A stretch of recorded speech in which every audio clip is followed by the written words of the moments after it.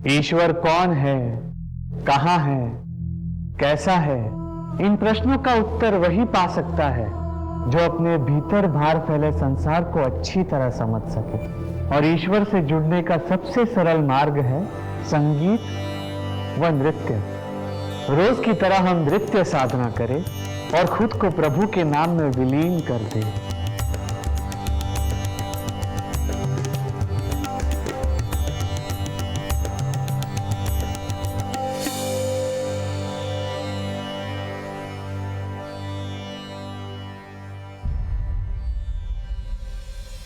ठहरिए। आपको ज्ञात नहीं, प्रभु ब्रह्मचारी इच्छानंद सरस्वती जी महाराज के विश्राम गृह के आसपास महिलाओं का प्रवेश निषेध है। मुझे बाबा जी से बात करनी है, एक बार बात करवा दीजिए। बाबा महिलाओं से अकेले नहीं मिलते। आपके साथ कोई पुरुष या सगा संबंधी आया है? बाबा जी। पाप मत करो। बोलिए, क्या परेशानी है आपकी? बाबा जी, मैं आपकी बहुत बड़ी भक्त हूँ। आपके आशीर्वाद से मैंने और मेरे पति ने बहुत तरक्की की है। हाल ही में हम लोगों ने एक घर खरीदा है। हम चाहते हैं कि आप हमारे घर आके पूजा करें। हम आपके साथ ही गृह प्रवेश करना चाहते हैं। आप अपने पति को हमारे पास भेज दीजिए, हम अवश्य चलेंगे। ठीक है?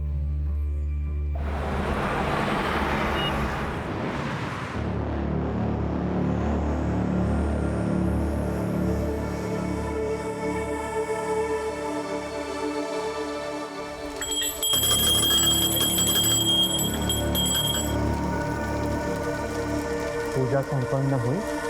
अब हम आपसे विदा लेते हैं। बाबा जी, इतनी कड़ी धूप में आप वापस गाजियाबाद जाएंगे, वो भी खाली पेट? नहीं बाबा जी, मैंने आप सभी के लिए भोजन का इंतज़ाम किया है बाबा जी। बाबा जी, मैंने बिना प्याज लहसुन मसाले का खाना पकाया है, बिल्कुल सात्विक है। अगर आप भोग लगाएंगे तो हम सब खाना खा पाएंगे।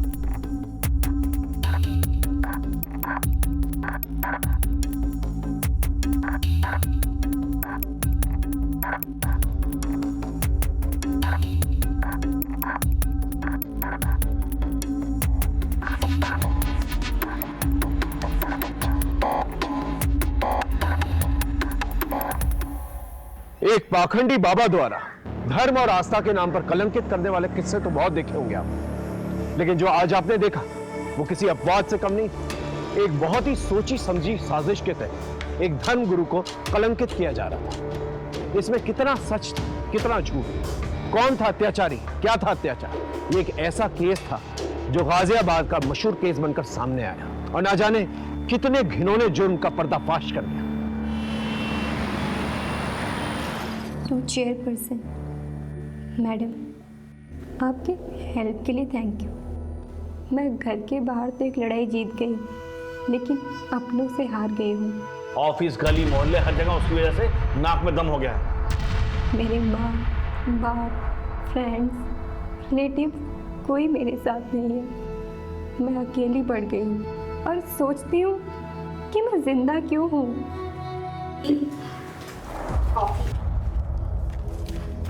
क्या छुपा रहे हो? दी, ये आप लिख रही हो जो अपने स्कूल की टॉपर, अपने कॉलेज की टॉपर, अपने कॉलेज यूनियन की प्रेसिडेंट रह चुकी है। दी, you were an inspiration to everyone. थी, हूँ नहीं। अब तो ना मेरे पास जॉब है, ना मेरी लाइफ है और ना ही पैसे हैं। दी, मेरी मानो तो आपको पापा की बात मान लेनी चाहिए।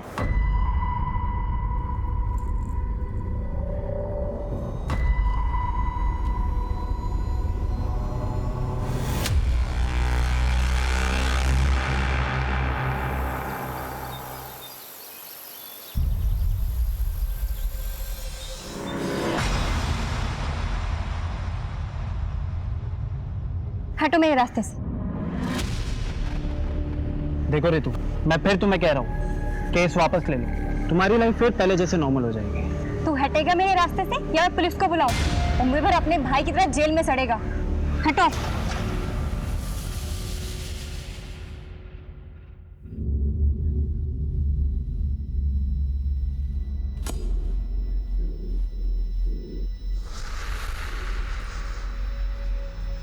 अब मेरे सामने ऐसे ब्रह्मचर्य का जाप करने से क्या होगा?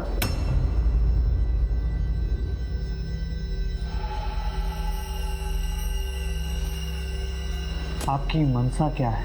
आपको मैंने कितना समझाया लेकिन आप तो माने ही नहीं। आप तो अपनी भक्ति और शक्ति से सबके दिल जीतते रहे। ऐसे थोड़ी ना चलता है। मैंने अपना शरीर लुटाया है, ऐसे थोड़ी ना चुप रहूंगी। लीजिए, अगर ये चुप बैठ भी गई तो हम चुप नहीं बैठने वाले। क्यों गजेंद्र? मैं चुप नहीं हूँ बाबा जी, वीडियो क्लिप न्यूज चैनल्स भेजने को तैयार है। कुछ एमएमएस भी भक्तों तक वायरल हो जाएंगे। फिर तो प्रभु देवता से दानव कहलाएंगे। आपको क्या चाहिए? सिर्फ 4 करोड़।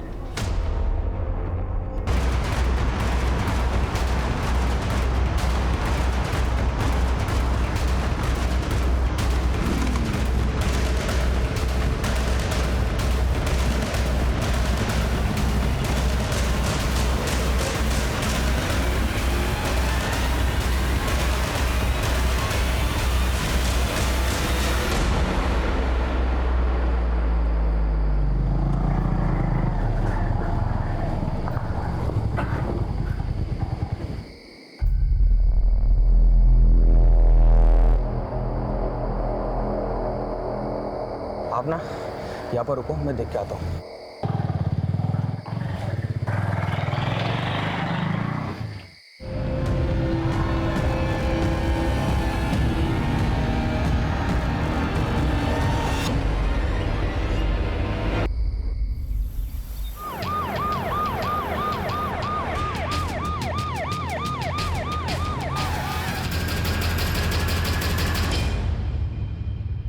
पर मुझे लग रहा है इस सब में दीपेश या उसकी फैमिली का इन्वॉल्वमेंट हो सकता है, क्योंकि ऋतु बादल की वजह से उसकी फैमिली को काफी जिल्लत झेलनी पड़ी थी।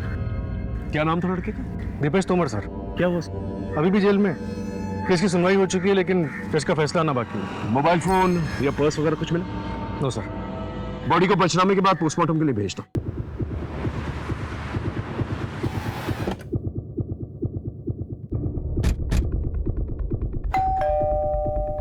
सर हम क्यों उस लड़की को मारेंगे या मरवाएंगे? हमारे बेटे की जो जिंदगी बर्बाद होनी थी वो तो हो ही गई। सेशन कोर्ट ने तो अपना फैसला सुना दिया, आप हाई कोर्ट में अपील कर देते। वैसे भी ऋतु तो मर चुकी है, आप कोई ना कोई जुगाड़ करके अपने बेटे दीपेश को जेल से निकलवा लेते। हम कुछ नहीं करने वाले सर। ये दीपेश के साथ फोटो में ये शख्स कौन है? ये मेरा छोटा बेटा सर्वेश है, केरला गया है। हम आयुर्वेदिक दवाई के थोक विक्रेता रहता है, वही लेने गए। जरा फोन लगाइए उसे। लगे लगे।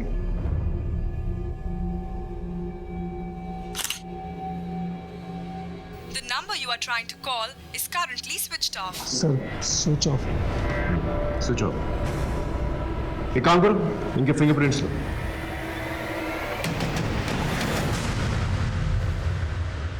इस सर्वेश का मोबाइल सर्विलेंस पे डालो और उसके कॉल रिकॉर्ड निकालो और उसके फोटोज खबरी नेटवर्क पे डिस्ट्रीब्यूट करो। Right sir. अपने एक आदमी को तुमर के घर के आसपास नजर रखने के लिए करो। Okay okay sir.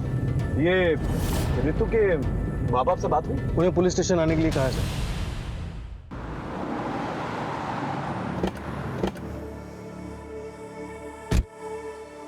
सर मेरी बेटी लड़ाई लड़ते लड़ते थक गई थी, फिर भी उसे किसी ने मार दिया। हमारी ऋतु बचपन से ही दिमाग तेज और निडर लड़की थी, लेकिन इस रेप केस वाली घटना के बाद उसे और हमें सबको तोड़ के रख दिया था सर। उसने कुछ बताया था कि वो उस रात कहाँ गई? उससे ज्यादा कुछ पूछते नहीं थे सर। उससे कुछ पूछते तो वो जल्दी चिढ़ जाते थे। मेरी बेटी अंदर से बहुत ही टूट गई थी। सर, ये लेटर ऋतु दीदी के डेस्क से मिला था।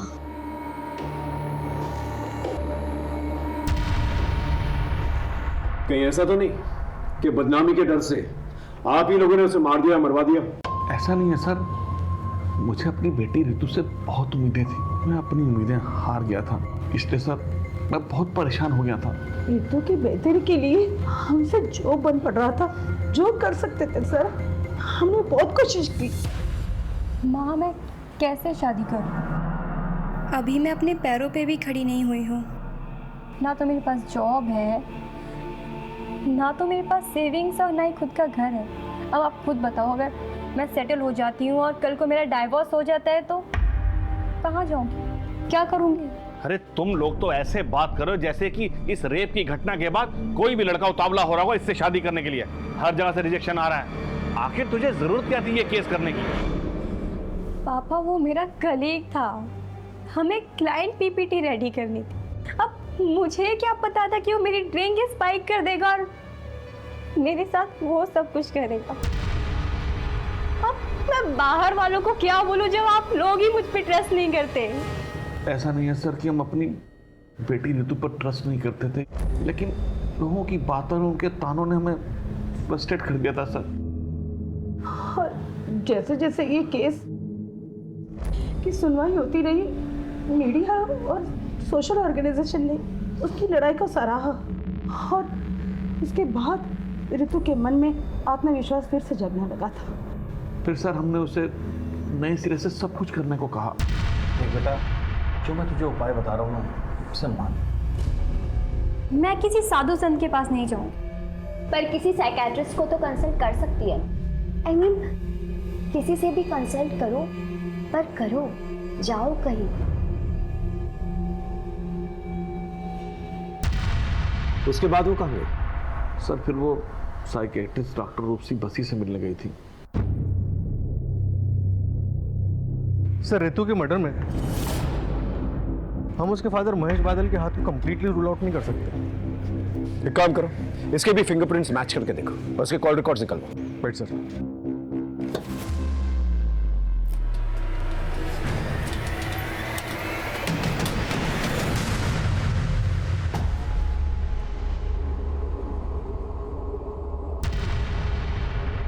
पिछले महीने का चढ़ावा आप पहले ही ले जा चुकी हैं। अब जो कुछ भी जमा पूंजी है यही है।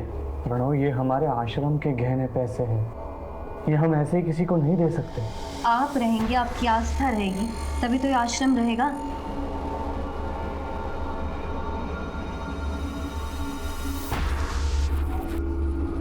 कितने पैसे है ये? कुल 25 लाख। और बाकी के पैसे? इससे ज्यादा नहीं मिल सकता। बाबा के टट्टू, तुम ज्यादा मत बोलो। अगर आप पीछे की जमीन का एक छोटा सा हिस्सा बेच देंगे ना, तो किसी को कुछ पता नहीं चलेगा। खरीदार मैं लेकर आ जाऊंगी, आप बस जमीन के कागजात तैयार करवा दीजिए।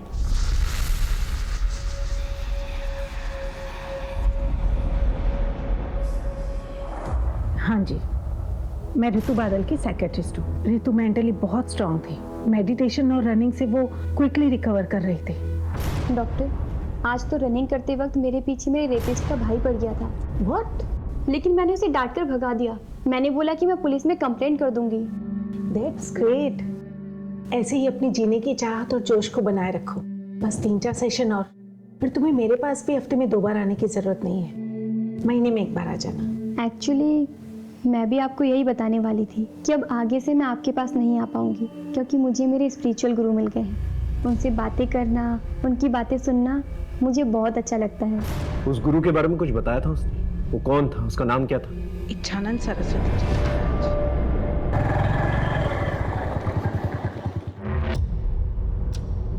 नीतू, नीतू, रितु,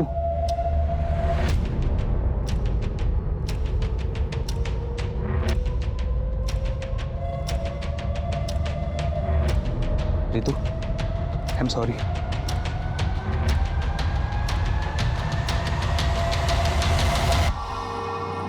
रितु,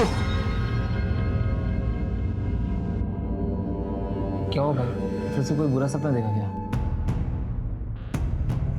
आप भूल क्यों नहीं जाते कि आप गाजियाबाद में नहीं हो, बल्कि अपने घर ऋषिकेश में हो?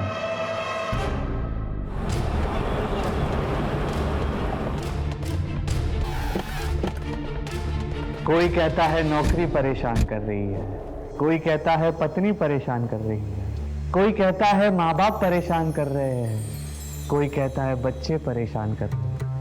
मेरा उन सब से एक ही जवाब है, अगर इतना परेशान कर रहे हैं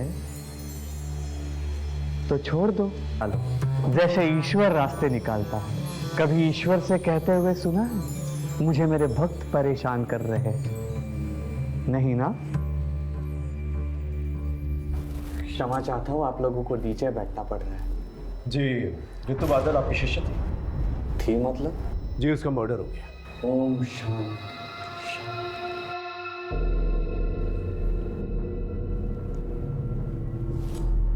कब?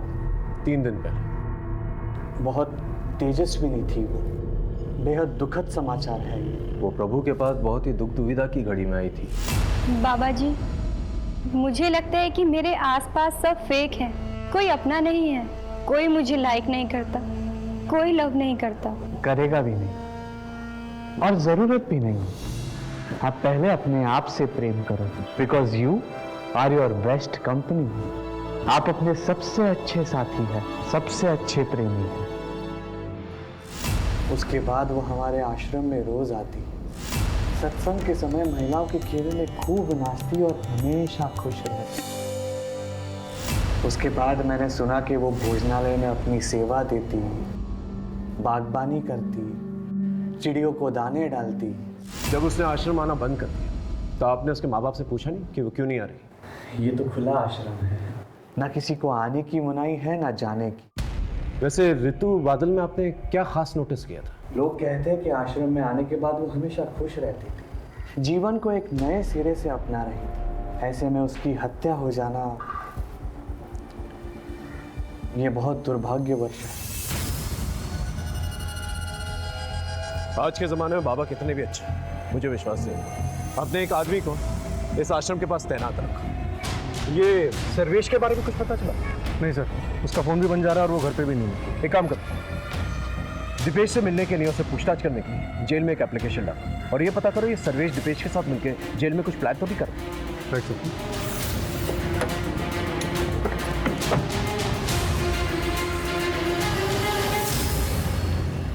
ये रही ऋतु बादल की पोस्टमार्टम रिपोर्ट। रिपोर्ट के हिसाब से मौत रात 11:30 से 1:30 के बीच में हुई और मौत गला दबाने की वजह से हुई थी। इसके अलावा कोई खास इन्फॉर्मेशन नहीं है। कॉल रिकॉर्ड्स में कोई सस्पिशियस? नो सर, लेकिन ऋतु का फ़ोन मौत के ठीक 1 महीने पहले से दिन में काफ़ी टाइम के लिए बंद रहने लगा। लोकेशन चेक किया? कहाँ ऑन हुआ, कहाँ ऑफ हुआ? सर, बाबा के आश्रम में ऑफ होता था और घर में ऑन होता था। सर, हाँ सर, ये रहे फिंगरप्रिंट रिकॉर्ड्स। ओके, इसके मुताबिक ऋतु की गर्दन पे जो फिंगरप्रिंट्स मिले वो उसके माँ बाप से मैच नहीं करते और ना ही दीपेश के बाप से मैच करता है। या फिर शायद दीपेश के फरार भाई सर्वेश ने हत्या की। राम राम सर जी। बोलो। आपका शक सही निकला था। दीपेश ने अपने भाई सर्वेश का स्टेट शूटर अवनीश से कॉन्टेक्ट करवाया था। फिर तो सर अवनीश के अड्डे पर धावा बोलता है, क्योंकि अब जेल जाकर दीपेश से पूछताछ करने की जरूरत तो नहीं पड़ेगी। राइट।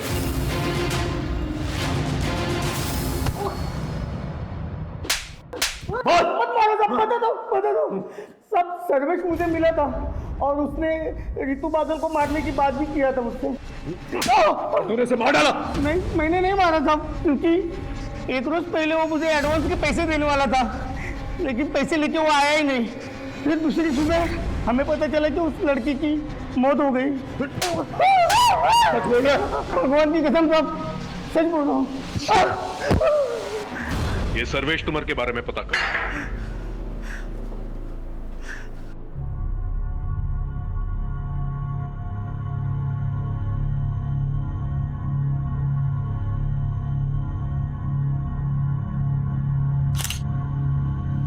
दिखाओ,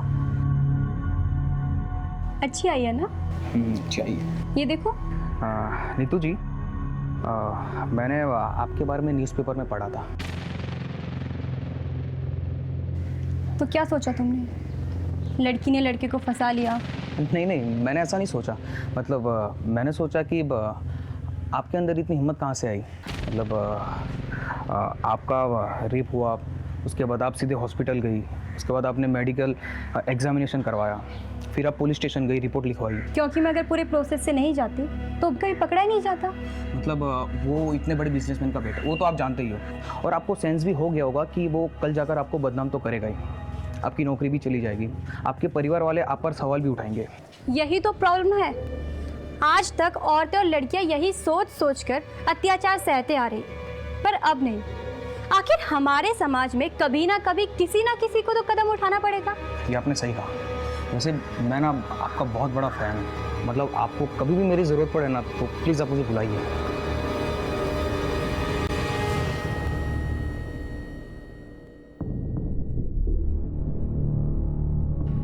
ऋतु बादल ने AA एंटरप्राइजेस के खिलाफ केस दर्ज किया, लेकिन क्यों? रितु ने मुझे बताया था कि ऑफर लेटर मिलने के बाद जब वो दूसरे दिन जॉब ज्वाइन करने गई तो उन्होंने उसके साथ वियर्ड बिहेव किया। आई एम सॉरी रितु, कंपनी ने आपकी जॉब अपॉइंटमेंट होल्ड पर कर दी। But why? वेल, हमें पता चल गया कि तुम्हें पिछले जॉब से क्यों निकाला गया था। ओह, जस्ट बिकॉज मैंने अपने एक कलीग पर रेप केस फाइल किया, आपने भी मेरा करेक्टर सर्टिफिकेट बना लिया। आपने एक बार भी ये नहीं सोचा कि शायद वाकई मेरा रेप हुआ था। अजी मेरे साथ है, कल आपके साथ भी हो सकता है। I can understand Ritu, but frankly speaking her company के टॉप मैनेजमेंट मर्द होते हैं। एंड ऑफ द रिकॉर्ड हमारे MD को तुम्हें अपॉइंट करने में रिस्क लग रहा है। सीरियसली? आपकी कंपनी तो अपने आप को वीमेन फ्रेंडली क्लेम करती है ना, लेकिन आज पता चला आपकी कंपनी की पॉलिसीज भी ड्यूबियस है और आपकी कंपनी भी बाकी की कंपनियों की तरह हिपोक्रेट है। आपने बिल्कुल अच्छा नहीं, मैं आपको ऐसे नहीं छोड़ूंगी, मैं इस कंपनी को कोर्ट में सू करूंगी।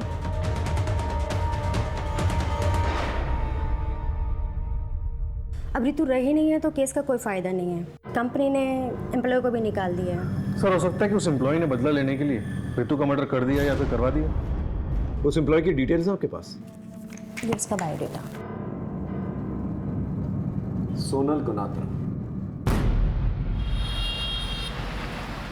मेरी कंपनी ने मुझे सिर्फ एक पंचिंग बैग के जैसे यूज़ किया है। मेरे MD ने खुद एक पेपर लाके दिखाया था मुझे, जिसमें लिखा था कि रितु ने पिछली कंपनी पर एक रेप केस डाला है और मुझसे उन्होंने कहा कि रितु को जॉब से बाहर निकाल दो। फिर बाद में जब रितु ने इस कंपनी पर केस डाला तो मेरे MD ने कंपनी की इमेज को साफ सुथरा रखने के लिए मुझे जॉब से बाहर निकाल दिया और कहा कि रितु को एम्प्लॉय करने का डिसीजन मेरा पर्सनल डिसीजन था, ना कि कंपनी का डिसीजन। आप 10 तारीख को रात को 11:30 बजे से 1:30 बजे के बीच में कहाँ थी? सर, मैं अपने PG में थी, गौतम नगर में। ठीक है, आप जा सकते। इसके स्टेटमेंट को क्रॉस चेक करो, देखो ये सच बोल रही है।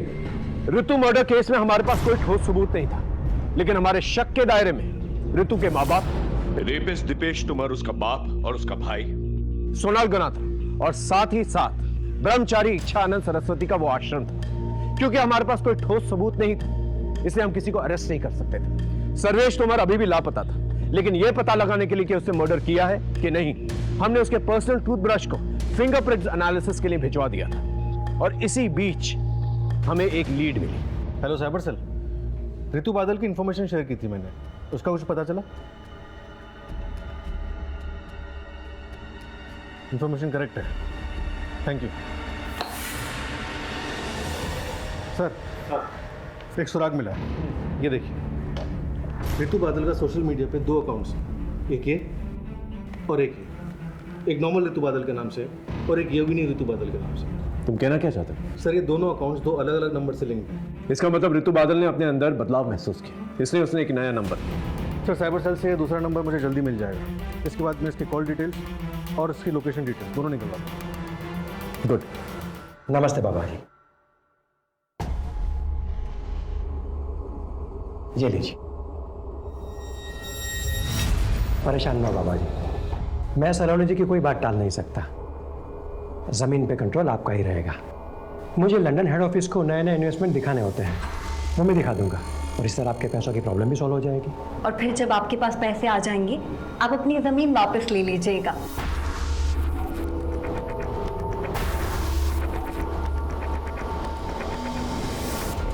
सर, ये देखिए रितु के दूसरे नंबर के कॉल रिकॉर्ड्स। ये नंबर रितु की मौत से 10 दिन पहले लिया गया था। और सर, ये देखिए 10 तारीख की शाम 6:30 बजे ऋतु को किसी आनंद प्रसाद नाम के आदमी ने फ़ोन किया था और उसके बाद 10:30 बजे रात को उसका फ़ोन लोकेशन आनंद प्रसाद का घर दिखा रहा है और फिर आधे घंटे बाद उसी एरिया में उसका फ़ोन स्विच ऑफ हो जाता है और 15 किलोमीटर दूर ऋतु की मौत। एक काम कर, इस आनंद प्रसाद की डिटेल्स दिखा। Okay sir.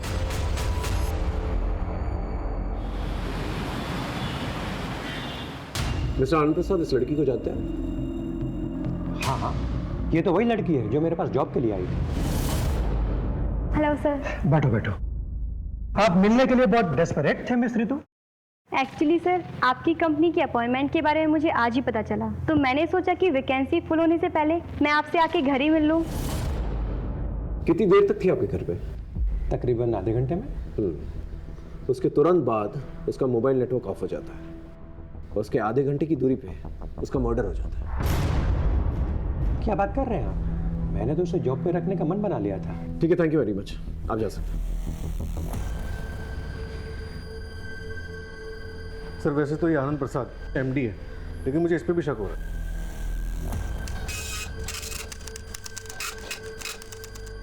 मिस्टर आनंद प्रसाद, ये रहे आपके कॉल रिकॉर्ड्स।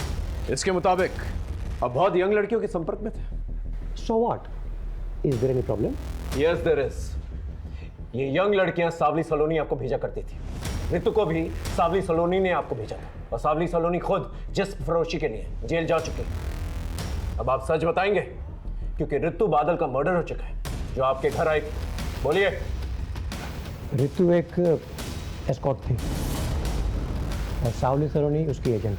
ये बात आपको ऋतु ने बताई? जी नहीं, सावली सलोनी ने बस यही कहा था कि पहले वो नौकरी की बात करेगी, फिर समझ में आएगी।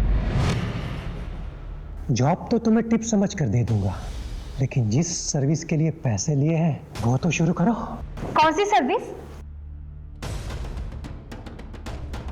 Body to body service. आपको कोई गलतफहमी हुई है। मुझे सलोनी जी ने यहाँ सिर्फ और सिर्फ जॉब के लिए भेजा था। लेकिन तुम्हारे 1 घंटे के लिए उसने मुझसे 40,000 लिए हैं। So don't waste my time, baby. रुको। जी सर। इन्हें लेके जाओ। चलिए। लेकिन सर किस जुर्म में? लेके जाओ। सर क्या किया है मैंने? लेके जाओ। सावली सलोनी को ढूंढना बहुत जरूरी है और ये पता लगाना बहुत जरूरी है कि ये ऋतु बादल का मर्डर केस सावली सलोनी के सेक्स रैकेट से तो नहीं जुड़ा हुआ और कोई पर्सनल रंजिश तो नहीं। इस सर्वेश के बारे में कुछ पता चला? सर वो अभी भी अंडरग्राउंड। और सर ऋतु बादल के गले पे मिले फिंगरप्रिंट्स के निशान सर्वेश के फिंगरप्रिंट से मैच नहीं करते। सर हो सकता है सर्वेश ने खुद ये मर्डर ना किया और ना ही अवनीश चौधरी से करवाया, बल्कि शायद किसी और से करवाया।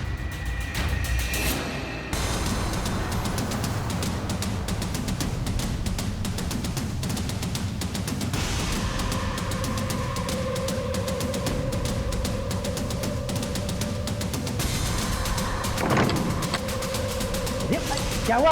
बाहर पुलिस आई है। पुलिस? तोड़ दो। पुलिस आ गई। छापा पड़ गया। भागो।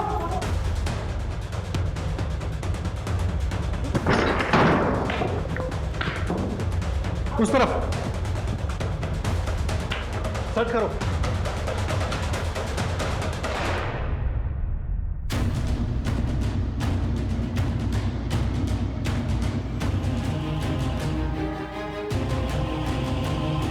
सर एक हार्ड डिस्क मिला है और इसके अलावा सारा सामान रेगुलर है। ठीक।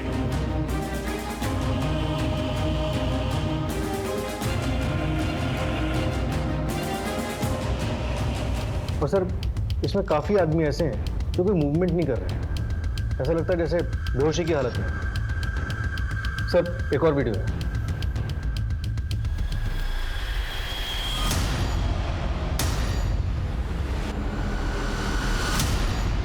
ये सत्य है कि सावली सलोनी मुझे ब्लैकमेल कर रही थी। आपको ये बात हमें पहले बतानी चाहिए थी, हम उसे पकड़ने की कोशिश करते। लेकिन हमारी मुफ्त में बदनामी होती, ना मुझे कुछ हासिल होता ना हमारे आश्रम। आपको इस बात का पता है कि ऋतु बादल सावली सलोनी के संपर्क में थी? ये नहीं हो सकता। क्या आप ये बता सकते हैं कि कभी आपने ऋतु को सावली सलोनी के साथ देखा? हो सकता है उसके कहने पर वो इस आश्रम में आई। जी नहीं, हमें ऐसी कोई जानकारी नहीं थी। और ऋतु का परिवार हमारे आश्रम से सालों से जुड़ा हुआ है, तो फिर वो सावली सलोनी के कहने पर हमारे आश्रम में क्यों आएगी? ये सावली सलोनी आपको ब्लैकमेल क्यों कर रही थी? यही सवाल मैंने उससे भी किया था। तुम्हारे इस धर्म के धंधे ने, धंधा नहीं, आस्था बोलिए। हाँ वही तुम्हारे इस आश्रम के कारण लोगों ने मेरे ठिकाने पर दारू पीना, चरस गांजा फूकना, सेक्स करना कम कर दिया है। इन सब की भरपाई के लिए तुमको पैसा देना होगा। हम बहुत जल्द सावली सलोनी को पकड़ लेंगे। अगर वो आपके संपर्क में आती है तो प्लीज हमें इन्फॉर्म कीजिएगा।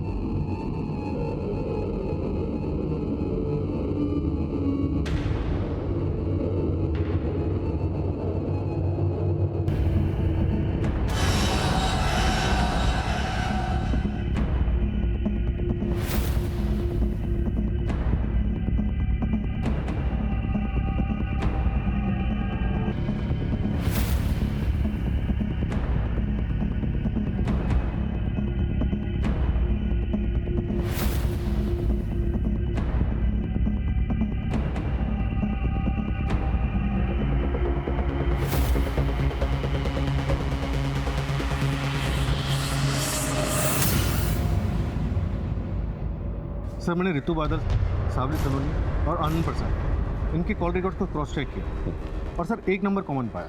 किसका? चमन श्रीवास्तव, ये उसका फोटो। ये नंबर हरिद्वार के एड्रेस पर रजिस्टर्ड और सर इस नंबर की कॉल लोकेशंस और ऋतु की कॉल लोकेशंस सब मैच करते हैं और ऋतु के मर्डर साइट से भी मैच करते हैं। और मर्डर के बाद? मर्डर के बाद 2 दिन पहले तक इसका लोकेशन ऋषिकेश ही दिखा रहा है। एक काम करो, तुम ऋषिकेश जाओ बस चमन के बारे में पता करो। सर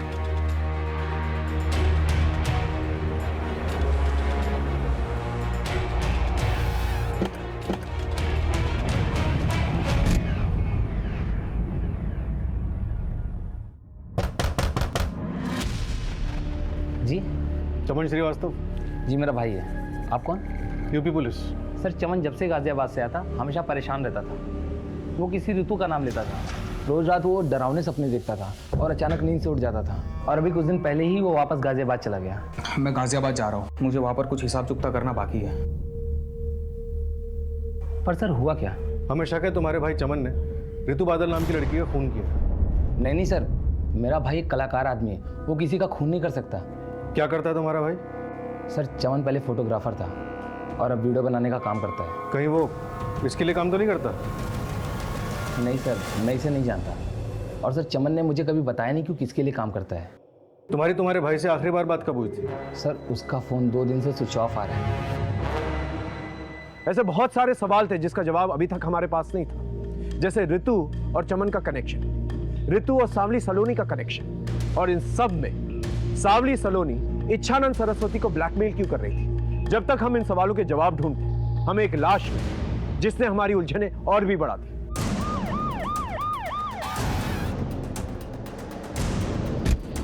चमन श्रीवास्तव की बॉडी मिली है सर, किसी तेज धार वाले वेपन से उसका पेट काटा गया। मर्डर वेपन मिला? सब आसपास देख लिया सर, कुछ नहीं मिला। मेरी गट फीलिंग कह रही है कि ये केस इच्छानंद सरस्वती और सावली सलोनी के बीच में कहीं ना कहीं उलझा हुआ है। सर आश्रम पे हमारी नजर है, लेकिन सावली सलोनी का कोई ठिकाना नहीं मिल रहा। ऐसे बैठे रहने से तो कुछ भी नहीं होने वाला। एक काम करो, तुम कस्टमर बन के रेड लाइट एरिया में जाओ और सावली सलोनी के बारे में पता करो। ये कहीं ना कहीं तो अपना धंधा चला रही है।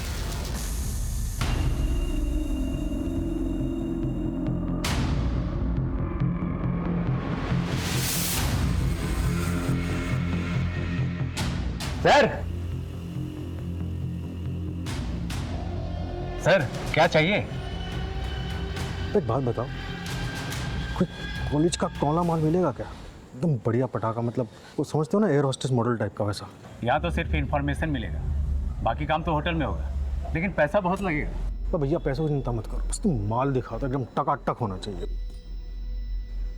एक मैडम है, बात करके बताता हूँ।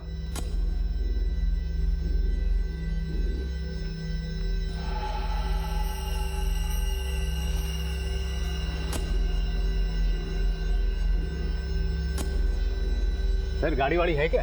तो गाड़ी है ना बाबू, इधर है, चलो आओ। चलिए चलो।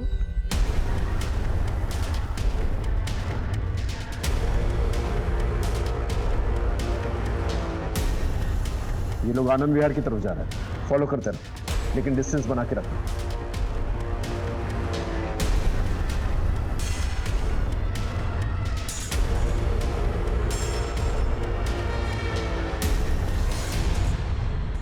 सलोनी जी।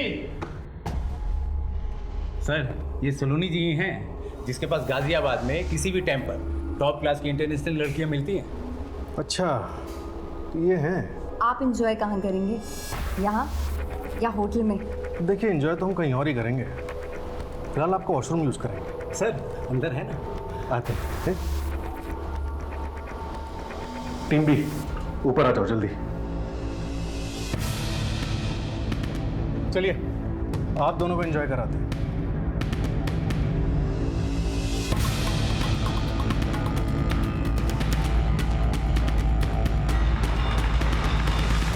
बहुत नचाया तुमने हमें सावली सलोनी, अब सच बोलने का टाइम आ गया है। क्यों मारा ऋतु को? नहीं नहीं सर, मैंने उसको कोई मर्डर नहीं किया और ना ही मैंने उसका मर्डर करवाया। हाँ, मैंने उसे अपने क्लाइंट के पास ज़रूर भेजा था। तुझे ना उसे थोड़ा इम्प्रेस करना है। हाँ मैं कर लूँगी, मेरी वर्क प्रोफाइल अच्छी है। वो कुछ और ही समझ रही थी, लेकिन तुम ऑलरेडी पैसे ले चुकी थी उसके नाम पर। नए में तो सब लड़कियां ऐसे ही करती है सर, पर मुझे क्या पता था कि वो ऐसे भाग जाएगी। ये चमन श्रीवास्तव कौन? वैसे तो वो वीडियो बनाता है, पर लड़कियों की सिक्योरिटी के लिए हम उसे साथ में भेज देते थे, पर वो उस ऋतु को पसंद करने लग गया था और उसी ने उसे भगाने में भी मदद की थी। इसलिए तुमने उसका मर्डर कर दिया? नहीं सर, मैंने किसी को नहीं मारा सर। चलिए 1 मिनट के लिए मान लेते कि तुमने ऋतु और चमन को नहीं मारा, लेकिन ब्रह्मचारी इच्छानंद सरस्वती, उसे तो ब्लैकमेल किया ना तुमने? बिल्कुल किया था सर, करती नहीं तो वो रास्ते पे कैसे आता। ऋतु तो काफी सुलझी हुई लगी, तुम्हारे संपर्क में कैसे? मेरे पार्टनर की मदद से, उसी ने उसे धोखे से मेरे पास भेजा था। कौन है तुम्हारा पार्टनर? सावली सलोनी ने तुम्हारी पूरी सच्चाई हमें बता दी। ये है वो डायरीज जिसमें तुम्हारे पूरे क्लाइंट्स के नंबर है और वो सारी लड़कियों के नंबर है जिनसे तुम प्रोस्टिट्यूशन कराया करते थे। आज वो तुम्हारी चुंगल से आजाद है तो तुम्हारे खिलाफ बयान देगी। अब तुम अपनी कहानी खुद बताओगे या मुगल भाई? बोलो।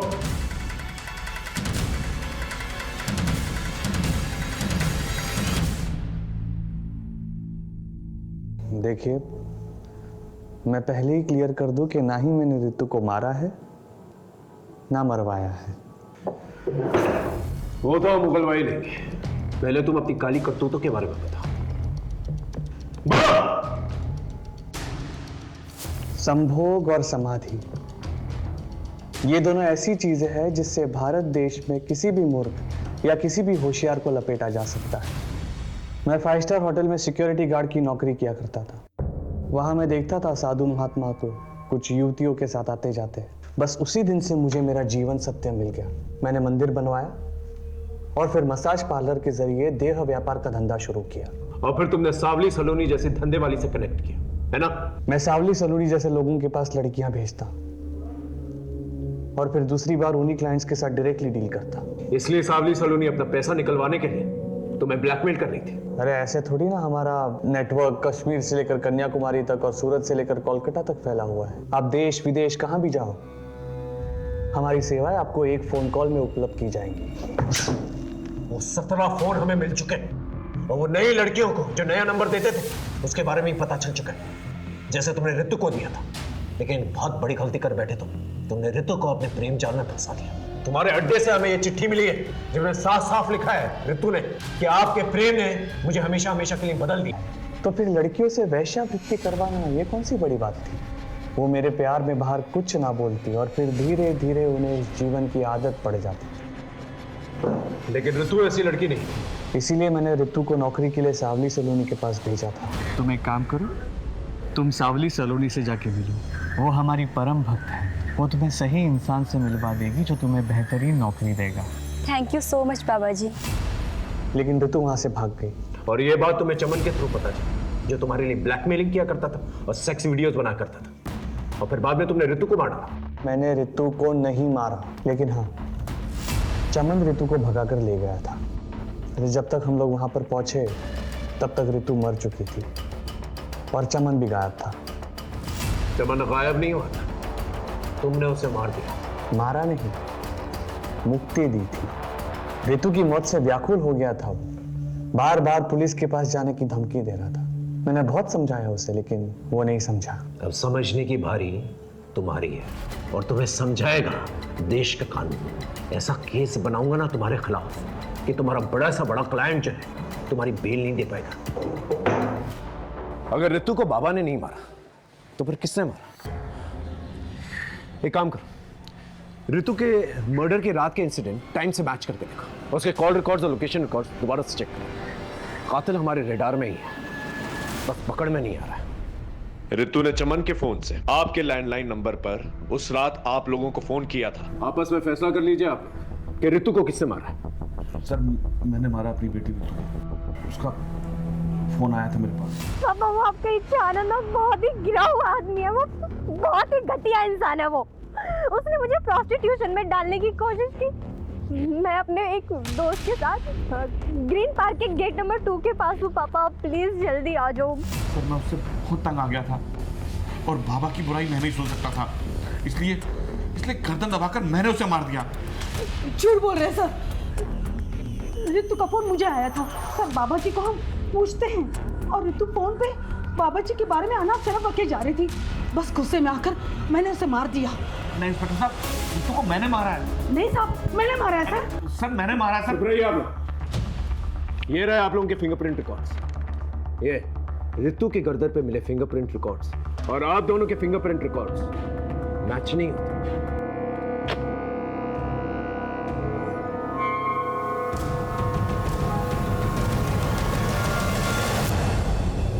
हाँ, मैंने मारा रितु को। तंग आ गई थी उससे। उसके वजह से मुझे अपने ऑफिस में अपने कलीग से, अपने फ्रेंड से सुनना पड़ता था। इसकी बहन ने लड़के के मजे ले लिए और फंसवा दी। लेकिन ये बात सच नहीं थी, तुम भी जानती थी। हाँ, पर रितु बहुत फॉरवर्ड थी तो मुझे लगा शायद अटेंशन के लिए इनवाइट किया होगा। उसकी वजह से मुझसे सब लड़के कटने लगे थे। अरे इसके साथ डेट पर मत जाना वरना रेप के चार्जेस में अंदर करवा देते। पर फिर जब उस दिन उसने वो बाबा के धोखेबाज वाली बात की तो फिर मेरी सटक गई। मुझे लगा ये सारे पंखे इसी के साथ क्यों होते हैं? शायद यही सब कुछ करती होगी और मैंने मार दिया उसको। और ये बात तुमने अपने माँ बाप को बताई। वो एक बेटी तो खो ही चुके थे, दूसरी नहीं खोना चाहते थे, इसलिए तुम्हें प्रोटेक्ट कर रहे थे। हाँ सर। ब्रह्मचारी इच्छानंद सरस्वती एक फ्रॉड, एक धोखेबाज इंसान है और उसकी आस्था में आकर तुमने अपनी बहन को ही मारा।